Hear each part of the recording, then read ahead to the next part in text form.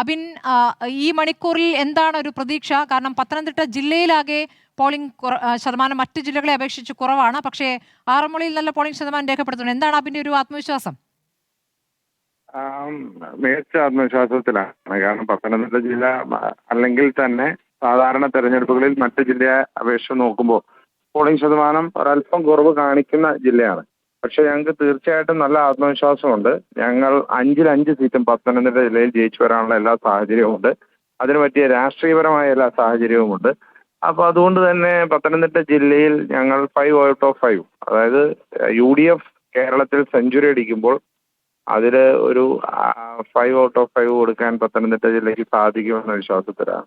ആറന്മുളയിൽ അബിൻ നിയമസഭയിൽ എത്തുമോ? ആറന്മുളക്കാർ എത്തിക്കണമേ എന്നുള്ള അഭ്യർത്ഥനയാണ് ഉണ്ടായിരുന്നത്. എത്തിക്കുമെന്ന പ്രതീക്ഷയാണുള്ളത്.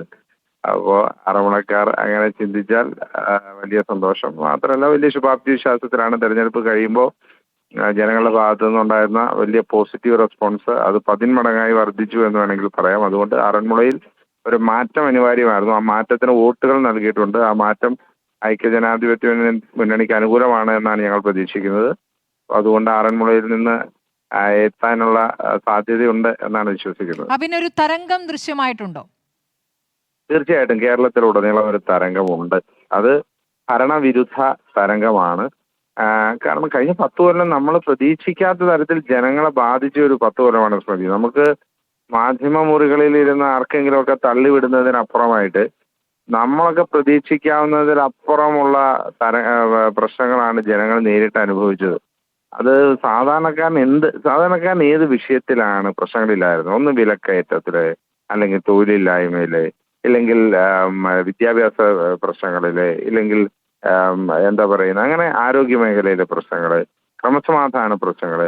ഞങ്ങളൊക്കെ ഈ പ്രചരണത്തിന് മുമ്പ് ഏറ്റവും കൂടുതൽ ചർച്ച ചെയ്യപ്പെട്ട ഒരു വിഷയം മയക്കുമരുന്ന് മാഫിയയുടെ വലിയ വ്യാപനമായിരുന്നു കേരളത്തിലുണ്ടായത്.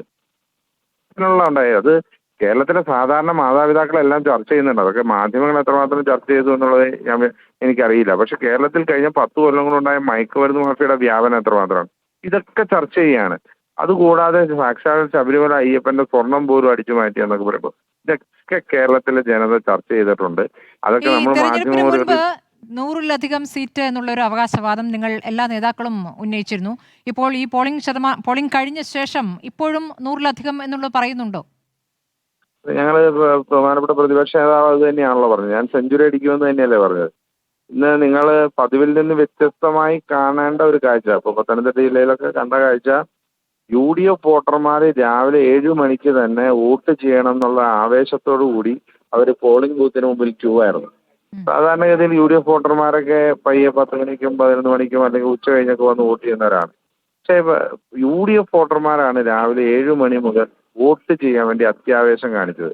രാവിലെ ഒരു 11 മണി 12 മണി ആയപ്പോഴേക്കൊക്കെ ഞങ്ങളുടെ കോർ വോട്ടുകൾ മുഴുവൻ പോൾ ചെയ്യപ്പെട്ടു. അതും ഒരെണ്ണമില്ലാതെ പോൾ ചെയ്യപ്പെട്ടു എന്നുള്ളതാണ് ഞങ്ങൾ വിശ്വസിക്കുന്നത്. അപ്പോൾ അതൊരു വലിയ തരംഗമാണ്. ആ തരംഗം വന്നു കഴിയുമ്പോൾ ഉറപ്പായും ഞങ്ങൾ സെഞ്ചുറി അടിക്കും എന്നുള്ള കാര്യത്തിൽ സംശയമാണ്.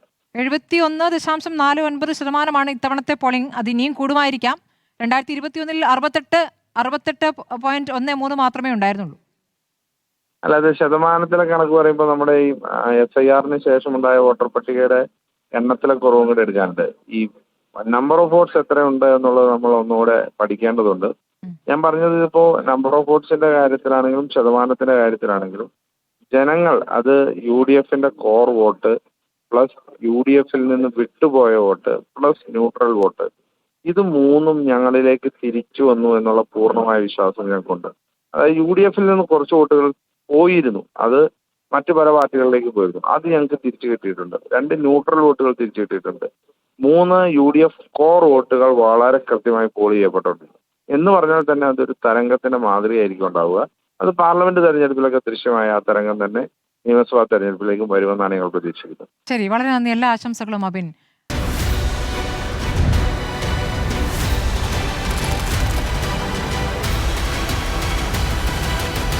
ഡിബേറ്റ് വിത്ത് സ്മൃതി പരുത്തിക്കാട്.